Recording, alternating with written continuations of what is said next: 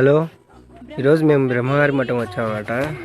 కాకపోతే బ్రహ్మంగారి మఠం మేము ఎన్నికి వచ్చామంటే కరెక్ట్గా గుడి క్లోజ్ చేసే టైంకి వచ్చాం. మళ్ళీ రిటర్న్ గుడి ఎప్పుడు తెరుస్తారంటే 3 గంటలకు తెరుస్తారని చెప్పినారనమాట వాళ్ళు.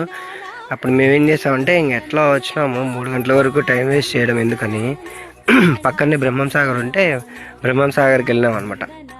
అక్కడ ఒక 3 గంటల వరకు బోటింగ్ చేసి కొంచెం ఎంజాయ్ చేసి పిల్లలు కూడా బాగా ఎంజాయ్ చేస్తారు కదా అని చెప్పేసి బ్రహ్మం సాగర్ వెళ్ళాం.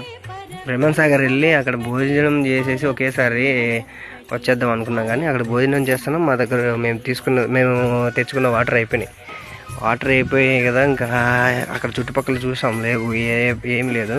పక్కనే కొండపైన బాగా ఎత్తైన ప్రాంతంలో పంప్ హౌస్ ఉందన్నమాట. అప్పుడు మేము ఏం చేసామంటే కార్ వేసుకొని పంప్ హౌస్కి వెళ్ళిపోయినాం.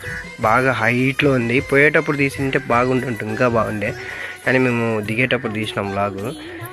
వాటర్ తీసుకొని కిందికి వచ్చి